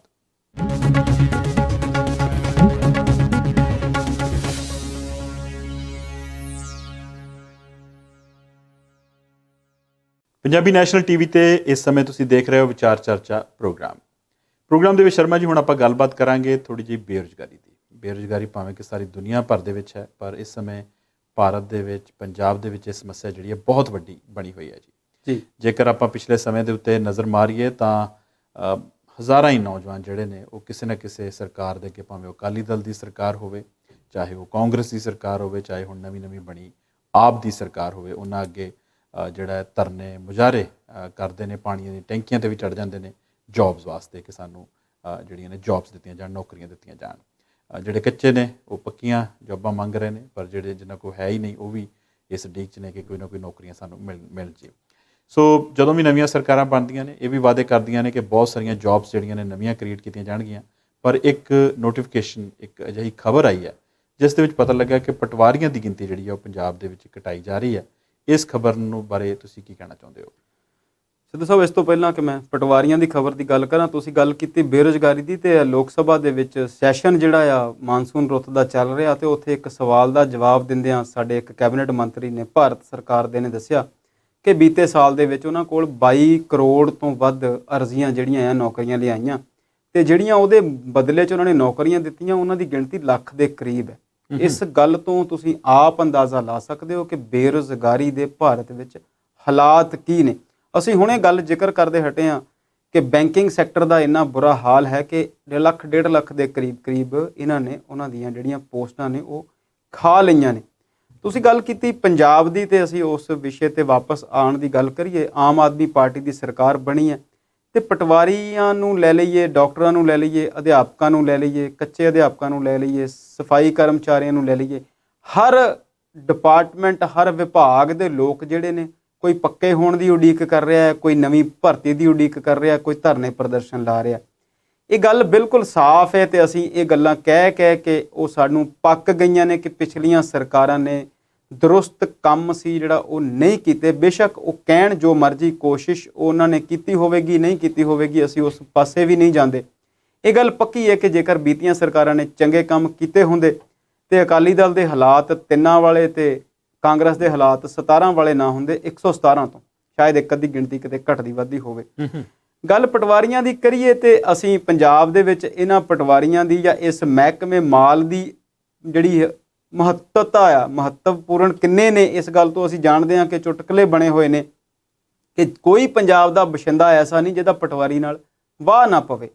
ਜੋ ਵੀ ਸਾਡੇ ਮੈਲ ਮਹਿਕਮੇ ਦਾ, ਭੂਮੀ ਵਿਭਾਗ ਦਾ ਰਿਕਾਰਡ ਆ, ਉਹ ਸਾਰਾ ਜਿਹੜਾ ਇਹਨਾਂ ਕੋਲ ਹੁੰਦਾ, ਤੇ ਬਹੁਤ ਸਾਰੀਆਂ ਚੀਜ਼ਾਂ ਦੇ ਵਿੱਚ ਇਹਨਾਂ ਦੀ ਜਿਹੜੀ ਸ਼ਮੂਲੀਅਤ ਆ ਉਹ ਲੋੜ ਪੈਂਦੀ ਆ। ਬੀਤੇ ਦੇ ਵਿੱਚ 3 ਕੁ ਮਹੀਨੇ ਚੰਨੀ ਸਾਹਿਬ ਦੀ ਸਰਕਾਰ ਰਹੀ, ਤੇ ਉਹਨਾਂ ਦੇ ਵੱਡੇ ਫੈਸਲੇ ਸੀ ਕਿ ਲਾਲ ਲਕੀਰ ਜਿਹੜੀ ਆ ਉਹਦੇ ਅੰਦਰ ਦੀਆਂ ਜਿਹੜੀਆਂ ਮਲਕੀਅਤਾਂ ਨੇ, ਜਿਹੜੀਆਂ ਜ਼ਮੀਨਾਂ ਨੇ, ਜਿਹੜੇ ਘਰਾਂ ਦੇ ਪਲਾਟ ਨੇ, ਉਹ ਲੋਕਾਂ ਦੇ ਨਾਮ ਕਰਨੇ ਆ। ਤੇ ਅਸੀਂ ਜਾਣਦੇ ਹਾਂ ਕਿ ਇਹ ਕੰਮ ਜਿਹੜਾ ਆ ਉਹ ਪਟਵਾਰੀਆਂ ਤੋਂ ਬਿਨਾਂ ਹੋਰ ਕੋਈ ਨਹੀਂ ਕਰ ਸਕਦਾ, ਤੇ ਨਾ ਹੀ ਇਹ ਕਿਸੇ ਦੀ ਸਮਝ ਪਾਉਣ ਵਾਲੀ ਗੱਲ ਹੈ। ਸਰਕਾਰ ਬਦਲ ਗਈ ਤੇ ਇਹਨਾਂ ਨੇ ਕੋਈ 1800 ਦੇ ਕਰੀਬ ਪਟਵਾਰੀ ਜਿਹੜੇ ਆ ਉਹ ਪੁਰਾਣੇ ਹੀ ਨੌਕਰੀ ਤੇ ਵਾਪਸ ਰੱਖ ਲਏ। ਬ੍ਰਹਮ ਸ਼ੰਕਰ ਜਿੰਪਾ ਜੀ ਮੰਤਰੀ ਸੀ, ਉਹਨਾਂ ਨੇ ਆਪਣੀ ਅਣਸਰ ਦੀ ਲੋੜ ਦੱਸਿਆ ਕਿ ਇਹਨਾਂ ਨੂੰ ਅਸੀਂ ਥੋੜ੍ਹੇ ਸਮੇਂ ਲਈ ਰੱਖ ਲਏ ਹਾਂ, ਬਾਅਦ ਵਿੱਚ ਅਸੀਂ ਨਵੀਆਂ ਭਰਤੀਆਂ ਕਰਾਂਗੇ। 1056, ਜੇ ਮੈਂ ਗਲਤ ਨਹੀਂ ਤੇ 900 ਦੇ ਕਰੀਬ ਇਹਨਾਂ ਨੇ 800 ਤੋਂ ਕਰੀਬ 900 ਦੇ ਵਿਚਕਾਰ ਨਵੇਂ ਪਟਵਾਰੀ ਭਰਤੀ ਵੀ ਕੀਤੇ। ਉਹਨਾਂ ਦੇ ਟ੍ਰੇਨਿੰਗ ਪੀਰੀਅਡ ਵੀ ਘਟਾਇਆ ਤਾਂ ਜੋ ਉਹਨਾਂ ਨੂੰ ਜਲਦੀ ਫੀਲਡ ਵਿੱਚ ਉਤਾਰਿਆ ਜਾ ਸਕੇ। ਤੇ ਹੁਣੇ ਇੱਕ ਨੋਟੀਫਿਕੇਸ਼ਨ ਸਾਹਮਣੇ ਆਇਆ ਕਿ ਬੀਤੇ ਸਮੇਂ ਦੇ ਵਿੱਚ ਪੰਜਾਬ ਦੇ ਵਿੱਚ 4716 ਦੇ ਕਰੀਬ ਪਟਵਾਰੀ ਹੋਇਆ ਕਰਦੇ ਸੀ, ਤੇ ਉਹਨਾਂ ਦੀ ਜਿਹੜੀਆਂ ਪੋਸਟਾਂ ਆ ਉਹਨਾਂ ਨੂੰ ਰੀਸਟਰਕਚਰ ਕਰਕੇ, ਪੁਨਰ ਗਠਨ ਕਰਕੇ, ਤੇ ਹੁਣ ਜਿਹੜੀ ਗਵਰਨਰ ਸਾਹਿਬ ਨੂੰ ਮਨਜ਼ੂਰੀ ਲਈ ਭੇਜਿਆ ਨੋਟੀਫਿਕੇਸ਼ਨ ਕਿ 3660 ਪੋਸਟਾਂ ਕਰ ਦਿੱਤੀਆਂ ਜਾਣ। ਹਰ ਜ਼ਿਲ੍ਹੇ ਦੇ ਵਿੱਚ ਉਹਨਾਂ ਨੇ ਕੁਝ ਪਟਵਾਰੀਆਂ ਦੀ ਜਿਹੜੀ ਗਿਣਤੀ ਆ ਉਹ ਘਟਾਉਣ ਦੀ ਗੱਲ ਕੀਤੀ ਹੈ, ਜਦ ਕਿ ਪਟਵਾਰ ਸਰਕਲ ਪਹਿਲਾਂ ਤੋਂ ਨਿਯਤ ਨੇ, ਪਟਵਾਰੀਆਂ ਦੇ ਕੰਮ ਨਿਯਤ ਨੇ। ਪਟਵਾਰੀ ਪਿਛਲੇ ਸਮੇਂ ਦੇ ਵਿੱਚ ਕਈ ਵਾਰ ਹੜਤਾਲ ਤੇ ਜਾ ਚੁੱਕੇ ਨੇ ਇਸੇ ਗੱਲ ਨੂੰ ਲੈ ਕੇ ਕਿ ਉਹਨਾਂ ਕੋਲ ਇੱਕ ਪਟਵਾਰੀ ਕੋਲ 1 ਤੋਂ ਵਧੇਰੇ ਸਰਕਲ ਵੀ ਨੇ, ਕਿਸੇ ਕੋਲ 2 ਨੇ, ਕਿਸੇ ਕੋਲ 3 ਨੇ, ਕਿਸੇ ਕੋਲ 4 ਪਟਵਾਰ ਸਰਕਲ ਨੇ। ਪੰਜਾਬ ਦੇ ਦਰਸ਼ਕ ਸਮਝਦੇ ਨੇ ਕਿ ਕੁਝ ਪਿੰਡਾਂ ਦੇ ਜਿਹੜੇ ਭੂ ਰਿਕਾਰਡ ਨੇ, ਜ਼ਮੀਨਾਂ ਦੇ ਰਿਕਾਰਡ ਆ, ਉਹਨਾਂ ਨੂੰ ਮਿਲਾ ਕੇ ਇੱਕ ਸਰਕਲ ਬਣਾਇਆ ਜਾਂਦਾ, ਤੇ ਉਹ ਪਟਵਾਰੀ ਦਾ ਦਫ਼ਤਰ ਵੀ ਹੁੰਦਾ, ਤੇ ਉਹਨੂੰ ਪਟਵਾਰ ਸਰਕਲ ਕਹਿ ਦਿੱਤਾ ਜਾਂਦਾ। ਹੁਣ ਜੇ ਅਸੀਂ ਇਸ ਗੱਲ ਨੂੰ ਜ਼ਮੀਨੀ ਲਹਿਜੇ 'ਚ ਦੇਖੀਏ ਤੇ ਇੱਕ ਪਟਵਾਰੀ ਕੋਲ ਆਲਰੇਡੀ 1 ਤੋਂ ਵੱਧ ਸਰਕਲ ਨੇ, ਤੇ ਫਿਰ ਪਟਵਾਰੀਆਂ ਦੀ ਗਿਣਤੀ ਕਿਉਂ ਕਢਾਈ ਜਾ ਰਹੀ ਹੈ। ਜੇਕਰ ਅਸੀਂ ਦੂਜੇ ਪਾਸੇ ਪਟਵਾਰੀਆਂ ਦੀ ਗੱਲ ਸੁਣੀਏ, ਉਹਨਾਂ ਦੇ ਜਿਹੜੇ ਯੂਨੀਅਨਾਂ ਦੇ ਪ੍ਰਧਾਨ ਨੇ ਉਹਨਾਂ ਨਾਲ ਜਦੋਂ ਗੱਲ ਕਰਦੇ ਆ ਤੇ ਉਹ ਕਹਿੰਦੇ ਨੇ ਕਿ ਸਾਡੇ ਕੋਲ ਮਾਲ ਮਹਿਕਮੇ ਦੇ ਰਿਕਾਰਡ ਨੂੰ ਆਨਲਾਈਨ ਕਰਨ ਦੇ ਨਾਲ ਜਿਹੜੀ ਆਯੁਸ਼ਮਾਨ ਯੋਜਨਾ ਉਹਦੀਆਂ ਸਕੀਮਾਂ ਦੀ ਕਰਨੀ, ਲਾਲ ਲਕੀਰ ਨੂੰ ਮਿਣਤੀ ਕਰਨੀ, ਹੜ੍ਹ ਪ੍ਰਬੰਧਨ ਵਰਗੇ ਕੰਮ ਤੇ ਹੋਰ ਬਹੁਤ ਸਾਰੀਆਂ ਜ਼ਿੰਮੇਵਾਰੀਆਂ ਸਮੇਂ-ਸਮੇਂ ਤੇ ਸਾਡੇ ਕੋਲ ਆਉਂਦੀਆਂ ਰਹਿੰਦੀਆਂ ਨੇ, ਜਿਹਦੇ ਕਾਰਨ ਸਾਡੇ ਕੰਮਾਂ ਦੇ ਵਿੱਚ ਤਾਂ ਲਗਾਤਾਰ ਵਾਧਾ ਹੋ ਰਿਹਾ। ਤੇ ਸਾਡੀ ਜਿਹੜੀ ਗਿਣਤੀ ਆ ਉਹ ਘਟਾਈ ਜਾ ਰਹੀ ਹੈ। ਇਹ ਜਿਹੜੀ ਗਿਣਤੀ 4716 ਆ, ਇਹ ਉਦੋਂ ਸੀਗੀ ਸਿੱਧੂ ਸਾਹਿਬ ਜਦੋਂ ਜ਼ਿਲ੍ਹੇ 13 ਸੀ ਤੇ ਤਹਿਸੀਲਾਂ 62 ਸੀ ਜੀ। ਹੁਣ ਜ਼ਿਲ੍ਹੇ 23 ਹੋ ਗਏ ਤੇ ਤਹਿਸੀਲਾਂ ਹੋ ਗਈਆਂ 96 ਤੇ ਗਿਣਤੀ ਜਿਹੜੀ ਆ ਸਰਕਾਰ ਨੇ ਘਟਾ ਦਿੱਤੀ। ਬੇਸ਼ੱਕ ਸਰਕਾਰ ਇਹ ਕਹਿ ਸਕਦੀ ਹੈ ਕਿ ਨੋਟੀਫਿਕੇਸ਼ਨ ਪਿਛਲੀ ਸਰਕਾਰ ਦਾ ਹੈ, ਪਰ ਅਸੀਂ ਇਹ ਗੱਲ ਜਾਣਦੇ ਹਾਂ ਕਿ ਜੇ ਪਿਛਲੀ ਸਰਕਾਰ ਦਾ ਨੋਟੀਫਿਕੇਸ਼ਨ ਹੈ, ਜੇ ਉਹਦੇ ਵਿੱਚ ਕੋਈ ਊਣਤ ਆਈ ਹੈ ਤੇ ਸਾਨੂੰ ਉਹਨੂੰ ਮੁੜ ਵਿਚਾਰ ਕਰਨਾ ਚਾਹੀਦਾ ਤੇ ਸੀਟਾਂ ਦੀ ਜਿਹੜੀ ਗਿਣਤੀ ਆ ਉਹ ਵਧਾਉਣੀ ਚਾਹੀਦੀ ਆ। ਮੱਤੇਵਾੜੇ ਵਾਲੇ ਕੇਸ ਦੇ ਵਿੱਚ ਅਸੀਂ ਬੀਤੇ ਦਿਨੀ ਦੇਖਿਆ ਸੀ ਕਿ ਮੱਤੇਵਾੜੇ ਜੰਗਲ ਨੂੰ ਲੈ ਕੇ ਪਿਛਲੀ ਸਰਕਾਰ ਦੇ ਕੀਤੇ ਹੋਏ ਨੋਟੀਫਿਕੇਸ਼ਨ ਨੂੰ ਇਹਨਾਂ ਨੇ ਪਹਿਲਾਂ ਮੰਨ ਲਿਆ ਸੀ, ਜਦੋਂ ਵਿਰੋਧ ਹੋਇਆ ਤੇ ਫਿਰ ਰੱਦ ਕਰ ਦਿੱਤਾ ਗਿਆ। ਮੈਨੂੰ ਇਦਾਂ ਲੱਗਦਾ ਹੈ ਕਿ ਇਹ ਜੇਕਰ ਨੋਟੀਫਿਕੇਸ਼ਨ ਜਿਹੜਾ ਬੀਤੇ ਸਮੇਂ ਦੀ ਬੀਤੀ ਸਰਕਾਰਾਂ ਵੱਲੋਂ ਹੀ ਦਿੱਤਾ ਗਿਆ, ਜੇ ਉਹਦੇ 'ਚ ਕੁਝ ਊਣਤਾਈਆਂ ਹੋਈਆਂ ਤੇ ਇਹਨੂੰ ਵੀ ਵਾਪਸ ਲੈ ਲਿਆ ਜਾਵੇਗਾ। ਜੇਕਰ ਇਸ ਸਰਕਾਰ ਦੀ ਗੱਲ ਕਰੀਏ, ਸਾਰੇ ਪੰਜਾਬ ਨੂੰ ਸਮੇਤ ਸਾਨੂੰ ਇਸ ਸਰਕਾਰ ਤੋਂ ਬਹੁਤ ਸਾਰੀਆਂ ਉਮੀਦਾਂ ਨੇ, ਕਿਉਂਕਿ ਲੱਗਦਾ ਹੈ ਕਿ ਲੋਕਾਂ ਨੇ ਸਰਕਾਰ ਚੰਗੀ ਚੁਣੀ ਹੈ, ਚੰਗਾ ਬਹੁਮਤ ਹੈ, ਇਹਨਾਂ ਦੀ ਨੀਅਤ ਤੇ ਨੀਤੀ ਜਿਹੜੀ ਆ ਉਹ ਚੰਗੀ ਭਾਸਦੀ ਆ ਹਾਲੇ ਤੱਕ। ਪਰ ਕਿਤੇ ਨਾ ਕਿਤੇ ਜਿਹੜਾ ਇੱਕ ਤਜਰਬੇ ਦੀ ਘਾਟ ਕਹਿ ਲਓ ਜਾਂ ਹਾਲੇ ਤੱਕ ਇੱਦਾਂ ਕਹਿ ਲਓ ਕਿ ਸਮਾਂ ਥੋੜ੍ਹਾ ਹੋਇਆ, ਇਹਨਾਂ ਦੇ ਜਿਹੜਾ ਇੱਕ ਸਮਨਵੈ, ਇੱਕ ਸਮੰਜਸ, ਇੱਕ ਜਿਹੜੀ ਗੱਡੀ ਦੀਆਂ ਜਿੱਦਾਂ ਕਹਿੰਦੇ ਨਾ ਗਰਾਰੀਆਂ ਹਾਲੇ ਅਫਸਰਸ਼ਾਹੀ ਦੇ ਨਾਲ ਫਿੱਟ ਨਹੀਂ ਹੋਈਆਂ, ਤੇ ਉਹ ਕੁਝ ਚੀਜ਼ਾਂ ਸਮੇਂ-ਸਮੇਂ ਤੇ ਅਜਿਹੀਆਂ ਸਾਹਮਣੇ ਆਉਂਦੀਆਂ ਜਿਨ੍ਹਾਂ ਨੂੰ ਦੇਖ ਕੇ ਲੱਗਦਾ ਕਿ ਹਾਲੀ ਸਰਕਾਰ ਜਿਹੜੀ ਆ ਉਹ ਜਿੱਦਾਂ ਤੁਸੀਂ ਕਹਿੰਦੇ ਆ ਕਿ ਗੱਡੀ ਲੀਹ ਤੇ ਪਈ ਨਹੀਂ। ਸੋ ਇਸ ਚੀਜ਼ ਨੂੰ, ਇਸ ਖਬਰ ਨੂੰ ਵੀ ਇੱਦਾਂ ਦੇਖਿਆ ਜਾ ਰਿਹਾ ਕਿ ਇਹਦੇ ਵਿੱਚ ਕੁਝ ਊਣਤਾਈਆਂ ਜਿਹੜੀਆਂ ਨੇ ਉਹ ਰਹਿ ਗਈਆਂ ਨੇ। ਸੀਟਾਂ ਦੀ ਗਿਣਤੀ ਜਿਹੜੀ ਆ, ਪਟਵਾਰੀਆਂ ਦੀ ਜਿਹੜੀ ਗਿਣਤੀ ਆ, ਉਹ ਭਰਤੀ ਆ, ਉਹ ਹੋਣੀ ਚਾਹੀਦੀ ਆ, ਤੇ ਤਾਂ ਜੋ ਮਹਿਕਮੇ ਦੇ ਜਿਹੜੇ ਰਿਕਾਰਡ ਨੇ, ਉਹ ਮਹਿਕਮੇ ਦੇ ਜਿਹੜੇ ਕੰਮ ਨੇ ਉਹ ਸੁਚਾਰੂ ਰੂਪ ਨਾਲ ਚੱਲਣ।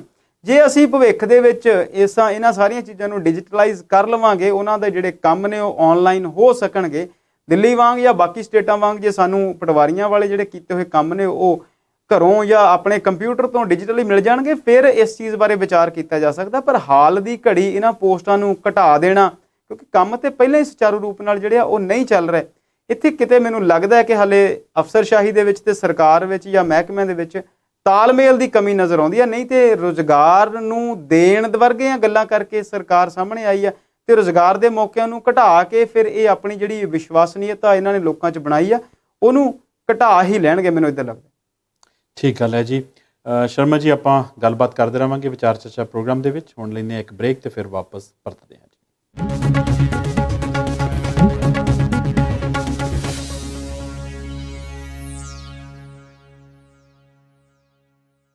ਪੰਜਾਬੀ ਨੈਸ਼ਨਲ ਟੀਵੀ ਇਸ ਸਮੇਂ ਤੁਸੀਂ ਦੇਖ ਰਹੇ ਹੋ ਵਿਚਾਰ ਚਰਚਾ ਪ੍ਰੋਗਰਾਮ ਦੇ ਵਿੱਚ। ਮੈਂ ਰਣਜੀਤ ਸਿੱਧੂ, ਮੇਰੇ ਨਾਲ ਅੰਮ੍ਰਿਤ ਸ਼ਰਮਾ ਜੀ। ਅਸੀਂ ਦੇਸ਼ ਵਿਦੇਸ਼ ਦੇ ਕੁਝ ਮੁੱਦਿਆਂ ਉੱਤੇ ਗੱਲਬਾਤ ਕਰ ਰਹੇ ਹਾਂ। ਸ਼ਰਮਾ ਜੀ, ਇੱਕ ਅੰਤਰਰਾਸ਼ਟਰੀ ਵਿਸ਼ਾ, ਅੰਤਰਰਾਸ਼ਟਰੀ ਖਬਰ ਹੈ ਜਿਹਦੇ ਤੇ ਆਪਾਂ ਥੋੜੀ ਜਿਹੀ ਗੱਲਬਾਤ ਕਰੀਏ। ਅਮਰੀਕਾ ਤੇ ਚੀਨ ਦੇ ਸਬੰਧ ਇਸ ਸਮੇਂ ਬਹੁਤ ਵਿਗੜ ਚੁੱਕੇ ਨੇ। ਇਸ ਦਾ ਮੁੱਖ ਕਾਰਨ ਇਸ ਸਮੇਂ ਜਿਹੜਾ ਬਣਿਆ ਹੈ, ਅਮਰੀਕਾ ਦੇ ਸਪੀਕਰ ਨੈਂਸੀ ਪਲੋਸੀ ਜਿਹੜੇ ਨੇ ਉਹ ਤਾਈਵਾਨ ਦੇ ਦੌਰੇ ਤੇ ਚਾਣਚੱਕ ਪਹੁੰਚ ਗਏ ਨੇ। ਉਹਨਾਂ ਨੇ ਏਸ਼ੀਆ ਦੇ ਟੂਰ ਕਰਨਾ ਸੀ, ਜਿਹਦੇ ਵਿੱਚ ਕੁਝ ਮੁਲਕ ਸੀਗੇ ਜੀ, ਜਿਨ੍ਹਾਂ ਦੇ ਵਿੱਚ ਸਿੰਗਾਪੁਰ, ਜਾਪਾਨ ਉਹਨਾਂ ਨੇ ਜਾਣਾ ਸੀ, ਪਰ ਤਾਈਵਾਨ ਦਾ ਨਾਮ ਉਹਦੇ ਵਿੱਚ ਸੂਚੀ ਵਿੱਚ ਸ਼ਾਮਲ ਨਹੀਂ ਸੀ, ਤੇ ਉਹ ਇੱਕਦਮ ਜਿਹੜਾ ਹੈ ਤਾਈਵਾਨ ਪਹੁੰਚ ਗਏ, ਜਿਸ ਦੇ ਉੱਤੇ ਚੀਨ ਨੇ ਜਿਹੜੀ ਹੈ ਜੀ ਸਖਤ ਨਾਰਾਜ਼ਗੀ ਜਿਹੜੀ ਹੈ ਪ੍ਰਗਟ ਕੀਤੀ ਹੈ। ਇਸ ਦਾ ਕਾਰਨ ਇਹ ਹੈ ਕਿ ਚੀਨ ਜਿਹੜਾ ਹੈ ਉਹ ਤਾਈਵਾਨ ਨੂੰ ਆਪਣਾ ਹੀ ਇੱਕ ਪ੍ਰਾਂਤ ਸਮਝਦਾ ਹੈ, ਜਦਕਿ ਤਾਈਵਾਨ ਦੇ ਲੋਕ ਆਪਣੇ ਆਪ ਨੂੰ ਇੱਕ ਅਲੱਗ ਮੁਲਕ ਸਮਝਦੇ ਨੇ। ਉਹ ਉਹਨਾਂ ਦਾ ਇੱਕ ਅਲੱਗ ਸੰਵਿਧਾਨ ਹੈ, ਅਲੱਗ ਸਰਕਾਰ ਚੁਣੀ ਜਾਂਦੀ ਹੈ। ਇੱਥੇ ਮੈਂ ਥੋੜ੍ਹਾ ਜਿਹਾ ਦੱਸਣਾ ਜ਼ਰੂਰੀ ਸਮਝਦਾ ਹਾਂ ਕਿ ਜਿਹੜਾ ਇਹ ਮੁੱਦਾ ਹੈ ਇਹ ਬਹੁਤ ਪੁਰਾਣਾ ਹੈ। ਵਰਲਡ ਵਾਰ ਜਦੋਂ ਲੱਗੀ ਸੀ ਸੈਕਿੰਡ, ਉਹ ਤੋਂ ਬਾਅਦ ਜਿਹੜੇ ਹੈ ਤਾਈਵਾਨ ਅਤੇ ਚੀਨ, ਇਹ ਦੋਨੇ ਸ਼ਰਮਾ ਜੀ ਇੱਕ ਦੂਸਰੇ ਤੋਂ ਅਲੱਗ ਹੋਏ ਜੀ, ਕਿਉਂਕਿ ਚੀਨ ਦੇ ਵਿੱਚ ਉਸ ਸਮੇਂ ਦੋ ਪੋਲੀਟੀਕਲ ਪਾਰਟੀਆਂ ਸੀ। ਇੱਕ ਤਾਂ ਸੱਤਾਧਾਰੀ ਪਾਰਟੀ ਸੀ ਨੈਸ਼ਨਲਿਸਟ ਪਾਰਟੀ, ਜਿਸ ਦਾ ਕਿ ਉਦੋਂ ਰਾਜ ਸੀਗਾ। ਇੱਕ ਪਾਰਟੀ ਸੀ ਕਮਿਊਨਿਸਟ ਪਾਰਟੀ। ਇਹਨਾਂ ਦੋਨਾਂ ਪਾਰਟੀਆਂ ਦੇ ਵਿਚਕਾਰ ਲੰਬਾ ਸਮਾਂ ਜਿਹੜਾ ਲੜਾਈ ਚੱਲਦੀ ਰਹੀ। ਅਖੀਰ ਦੇ ਵਿੱਚ ਜਿਹੜੀ ਹੈ ਕਮਿਊਨਿਸਟ ਪਾਰਟੀ ਉਸ ਨੂੰ ਜਿੱਤ ਪ੍ਰਾਪਤ ਹੋਈ ਤੇ ਉਸਨੇ ਬੀਜਿੰਗ ਦੇ ਉੱਤੇ ਜਿਹੜਾ ਹੈ ਕਬਜ਼ਾ ਕਰ ਲਿਆ। ਸੋ ਉਸ ਸਮੇਂ ਜਦੋਂ ਕਮਿਊਨਿਸਟ ਪਾਰਟੀ ਦਾ ਕਬਜ਼ਾ ਹੋ ਗਿਆ ਬੀਜਿੰਗ ਦੇ ਉੱਤੇ, ਤੇ ਜਿਹੜੇ ਨੈਸ਼ਨਲਿਸਟ ਪਾਰਟੀ ਵਾਲੇ ਨੇ ਉਹ ਹੌਲੀ ਹੌਲੀ ਜਿਹੜਾ ਹੈ ਚੀਨ ਛੱਡ ਕੇ ਤਾਈਵਾਨ ਜਾਣ ਲੱਗੇ। ਤਾਈਵਾਨ ਜਾ ਕੇ ਉਹਨਾਂ ਨੇ ਜਿਹੜਾ ਜੀ ਉੱਥੇ ਉਸ ਨੂੰ ਇੱਕ ਅਲੱਗ ਕੰਟਰੀ ਵਾਂਗੂ ਕੰਮ ਕਰਨਾ ਜਿਹੜਾ ਸ਼ੁਰੂ ਕਰ ਦਿੱਤਾ। ਜਦੋਂ ਤੋਂ ਵੀ ਚਾਈਨਾ ਅਤੇ ਤਾਈਵਾਨ ਅਲੱਗ ਹੋਏ ਨੇ, ਜਿਹੜੀ ਇਹ ਨੈਸ਼ਨਲਿਸਟ ਪਾਰਟੀ ਹੈ ਇਹ ਤਾਈਵਾਨ ਦੀ ਮੇਨ ਅਹਿਮ ਪਾਰਟੀ ਰਹੀ ਹੈ, ਤੇ ਜ਼ਿਆਦਾ ਸਮਾਂ ਰਾਜ ਵੀ ਜਿਹੜਾ ਹੈ ਇਹਨਾਂ ਨੇ ਕੀਤਾ ਹੈ। ਪਰ ਚੀਨ ਨੂੰ ਹਮੇਸ਼ਾ ਇਹ ਲੱਗਦਾ ਹੈ ਕਿ ਤਾਈਵਾਨ ਉਸ ਦਾ ਹੀ ਇੱਕ ਅੰਗ ਹੈ, ਉਸ ਦਾ ਹੀ ਇੱਕ ਸੂਬਾ ਹੈ, ਤੇ ਕਿਸੇ ਨਾ ਕਿਸੇ ਸਮੇਂ ਜਿਹੜਾ ਹੈ ਤਾਈਵਾਨ ਉਹ ਚੀਨ ਦੇ ਵਿੱਚ ਦੁਬਾਰਾ ਮੁੜ ਸ਼ਾਮਲ ਹੋ ਜਾਵੇਗਾ। ਸੋ ਇਸ ਕਰਕੇ ਜਿਹੜਾ ਹੈ ਜੀ ਕੋਈ ਵੀ ਜਦੋਂ ਕੰਟਰੀ ਤਾਈਵਾਨ ਦੀ ਸਪੋਰਟ ਕਰਨ ਦੀ ਗੱਲ ਕਰਦਾ ਹੈ ਜਾਂ ਉੱਥੇ ਵਿਜ਼ਿਟ ਕਰਦਾ ਹੈ ਤਾਂ ਚੀਨ ਇਸ ਦੇ ਉੱਤੇ ਸਖਤ ਇਤਰਾਜ਼ ਕਰਦਾ ਹੈ। ਸੋ ਇਸ ਤਰੀਕੇ ਨਾਲ ਜਦੋਂ ਹੁਣ ਇੱਕ ਬਹੁਤ ਵੱਡੇ ਆਗੂ ਦਾ, ਅਮਰੀਕਾ ਆਗੂ ਦਾ ਇਸ ਤਰ੍ਹਾਂ ਤਾਈਵਾਨ ਪਹੁੰਚਣਾ, ਲਗਭਗ 25 ਸਾਲ ਬਾਅਦ ਕਹਿ ਸਕਦੇ ਹਾਂ ਕਿ ਇੱਕ ਵੱਡਾ ਆਗੂ ਜਿਹੜਾ ਅਮਰੀਕਨ ਆਗੂ ਹੈ ਇਸ ਤਰ੍ਹਾਂ ਤਾਈਵਾਨ ਪਹੁੰਚਿਆ ਹੈ। ਚੀਨ ਨੇ ਇਸ ਤੋਂ ਖਫਾ ਹੋ ਕੇ, ਗੁੱਸੇ ਹੋ ਕੇ ਜਿਹੜਾ ਹੈ ਜੀ ਬਹੁਤ ਸਾਰੀਆਂ ਸਟੇਟਮੈਂਟਸ ਦਿੱਤੀਆਂ ਨੇ। ਉਹਨਾਂ ਦਾ ਕਹਿਣਾ ਹੈ ਕਿ ਅਮਰੀਕਾ ਸਿੱਧੇ ਸਿੱਧੇ ਜਿਹੜਾ ਹੈ ਜੀ ਉਹਨਾਂ ਦੇ ਅੰਦਰੂਨੀ ਮਾਮਲਿਆਂ 'ਚ ਦਖਲ ਦੇ ਰਿਹਾ ਹੈ ਅਤੇ ਉਹਨਾਂ ਨੇ ਇਹ ਵੀ ਕਿਹਾ ਕਿ ਇਹ ਜਿਹੜੀ ਕਾਰਵਾਈ ਹੈ ਬਰਦਾਸ਼ਤ ਨਹੀਂ ਕੀਤੀ ਜਾਵੇਗੀ ਅਤੇ ਅਮਰੀਕਾ ਅਤੇ ਇਸ ਤਰ੍ਹਾਂ ਦੇ ਜਿਹੜੇ ਲੋਕ ਨੇ ਉਹ ਅੱਗ ਨਾਲ ਖੇਡ ਰਹੇ ਨੇ ਅਤੇ ਇਸ ਦਾ ਨੁਕਸਾਨ ਉਹਨਾਂ ਨੂੰ ਭਰਨਾ ਪੈ ਸਕਦਾ ਹੈ ਜੀ। ਪਰ ਇਸ ਦੇ ਬਾਰੇ ਜਿਹੜੀ ਸ਼ਰਮਾ ਜੀ ਅਮਰੀਕਾ ਨੇ ਸਟੇਟਮੈਂਟ ਦਿੱਤੀ, ਉਹਨਾਂ ਦਾ ਕਹਿਣਾ ਹੈ ਕਿ ਜਿਹੜੀ ਵਨ ਚਾਈਨਾ ਪਾਲਿਸੀ ਉਹਦੇ ਵਿੱਚ ਸਾਡੀ ਜਿਹੜੀ ਯੋਜਨਾ ਹੈ ਜਾਂ ਸਾਡੀ ਜਿਹੜੀ ਪਾਲਿਸੀ ਉਹਦੇ ਵਿੱਚ ਕੋਈ ਬਦਲਾਅ ਨਹੀਂ ਆਇਆ ਅਤੇ ਉਹਨਾਂ ਦਾ ਕਹਿਣਾ ਹੈ ਕਿ ਉਹਨਾਂ ਦੀ ਪਾਲਿਸੀ ਜਾਂ ਉਹਨਾਂ ਦੀ ਥਿੰਕਿੰਗ ਜਿਹੜੀ ਹੈ ਸੇਮ ਹੈ ਚਾਈਨਾ ਨੂੰ ਲੈ ਕੇ, ਵਨ ਚਾਈਨਾ ਪਾਲਿਸੀ। ਪਰ ਫਿਰ ਵੀ ਜਿਹੜਾ ਚਾਈਨਾ ਇਸ ਮਸਲੇ ਤੋਂ ਬਾਅਦ ਜਿਹੜਾ ਹੈ ਬਹੁਤ ਭੜਕਿਆ ਹੋਇਆ। ਫਾਈਟਰ ਜਿਹੜੇ ਜਹਾਜ਼ ਨੇ, ਉਹਨਾਂ ਦੇ ਜੰਗੀ ਜਹਾਜ਼ ਨੇ, ਉਹਨੇ ਤਾਈਵਾਨ ਦੇ ਆਲੇ ਦੁਆਲੇ ਜਿਹੜੇ ਨੇ ਉਹ ਨਿਯੁਕਤ ਕਰ ਦਿੱਤੇ ਨੇ ਅਤੇ ਆਉਣ ਵਾਲੇ ਸਮੇਂ ਦੇ ਵਿੱਚ ਹਾਲਾਤ ਕਿਸ ਪਾਸੇ ਨੂੰ ਜਾਂਦੇ ਨੇ ਇਹ ਦੇਖਣਾ ਪਵੇਗਾ। ਪਰ ਆਮ ਜਿਹੜੇ ਪੋਲੀਟੀਕਲ ਜਿਹੜੇ ਮਾਹਰ ਨੇ ਉਹਨਾਂ ਦਾ ਮੰਨਣਾ ਹੈ ਕਿ ਸ਼ਾਇਦ ਲੜਾਈ ਇਸ ਮੌਕੇ ਦੇ ਉੱਤੇ ਨਹੀਂ ਲੱਗੇਗੀ ਕਿਉਂਕਿ ਚਾਈਨਾ ਨੂੰ ਵੀ ਇਸ ਸਮੇਂ ਪੂਰਾ ਪਤਾ ਹੈ ਜੀ ਕਿ ਜੇਕਰ ਉਹ ਇਸ ਮੌਕੇ ਦੇ ਉੱਤੇ ਲੜਾਈ ਸ਼ੁਰੂ ਕਰਦਾ ਹੈ ਤਾਂ ਉਸ ਦਾ ਨੁਕਸਾਨ ਜਿਹੜਾ ਹੈ ਉਹ ਚਾਈਨਾ ਨੂੰ ਵੀ ਬਹੁਤ ਜ਼ਿਆਦਾ ਝੱਲਣਾ ਪੈ ਸਕਦਾ ਹੈ। ਖਾਸ ਤੌਰ 'ਤੇ ਜੋ ਲੜਾਈ ਜਿਹੜੀ ਆ ਰਸ਼ੀਆ ਅਤੇ ਯੂਕਰੇਨ ਦੇ ਵਿੱਚ ਇਸ ਸਮੇਂ ਚੱਲ ਰਹੀ ਹੈ ਉਸ ਨੂੰ ਦੇਖਦੇ ਹੋਏ ਚਾਈਨਾ ਸ਼ਾਇਦ ਇਸ ਤਰ੍ਹਾਂ ਦੀ ਗਲਤੀ ਨਾ ਕਰੇ ਕਿਉਂਕਿ ਰਸ਼ੀਆ ਨੇ ਵੀ ਜਿਹੜਾ ਹੈ ਯੂਕਰੇਨ ਦੇ ਉੱਤੇ ਜਿਸ ਸਮੇਂ ਹਮਲਾ ਕੀਤਾ ਸੀ ਤਾਂ ਇਸ ਤਰ੍ਹਾਂ ਲੱਗ ਰਿਹਾ ਸੀ ਕਿ ਰਸ਼ੀਆ ਨੂੰ ਕਿ ਸ਼ਾਇਦ ਕੁਝ ਘੰਟਿਆਂ ਜਾਂ ਕੁਝ ਦਿਨਾਂ ਦੇ ਵਿੱਚ ਹੀ ਉਹ ਯੂਕਰੇਨ ਦੇ ਉੱਤੇ ਜਿੱਤ ਪ੍ਰਾਪਤ ਕਰ ਲਵੇਗਾ, ਪਰ ਇਸ ਤਰ੍ਹਾਂ ਨਹੀਂ ਹੋਇਆ। ਕਈ ਮਹੀਨੇ ਹੋ ਗਏ ਨੇ ਜਿਹੜੀ ਰਸ਼ੀਆ ਅਤੇ ਯੂਕਰੇਨ ਦੀ ਜਿਹੜੀ ਲੜਾਈ ਚੱਲ ਰਹੀ ਹੈ, ਬਹੁਤ ਸਾਰਾ ਨੁਕਸਾਨ ਜਾਨੀ ਅਤੇ ਮਾਲੀ ਰਸ਼ੀਆ ਦਾ ਅਤੇ ਯੂਕਰੇਨ ਦਾ ਜਿਹੜਾ ਹੋ ਚੁੱਕਾ ਹੈ। ਯੂਕਰੇਨ ਕਾਫੀ ਹੱਦ ਤੱਕ ਜਿਹੜਾ ਜੀ ਤਬਾਹ ਹੋ ਚੁੱਕਾ ਹੈ, ਪਰ ਰਸ਼ੀਆ ਦੇ ਵੀ ਜਿਹੜੇ ਨੇ ਬਹੁਤ ਜਿਹੜੇ ਫੌਜੀ ਨੇ ਜਾਂ ਬਹੁਤ ਵੱਡੇ ਫੌਜੀ ਅਫਸਰ ਨੇ ਜਾਂ ਜਿਹੜਾ ਉਹਨਾਂ ਦਾ ਜਿਹੜਾ ਫੌਜੀ ਭਾਵੇਂ ਟੈਂਕ ਕਹਿ ਲਈਏ ਜਾਂ ਉਹਨਾਂ ਦਾ ਹੋਰ ਜਿਹੜੇ ਸਮਾਨ ਨੇ ਉਹਨਾਂ ਦਾ ਵੀ ਨੁਕਸਾਨ ਉੱਥੇ ਹੋਇਆ ਹੈ। ਹੁਣ ਰਸ਼ੀਆ ਦੀ ਸਥਿਤੀ ਇਸ ਸਮੇਂ ਇਹ ਬਣੀ ਹੋਈ ਹੈ ਜੀ ਕਿ ਨਾ ਤਾਂ ਉਹ ਯੂਕਰੇਨ ਨੂੰ ਛੱਡ ਕੇ ਜਾ ਸਕਦਾ ਅਤੇ ਨਾ ਉਸ ਨੂੰ ਛੇਤੀ ਉਹਦੇ ਉੱਤੇ ਜਿੱਤ ਪ੍ਰਾਪਤ ਹੋ ਰਹੀ ਹੈ।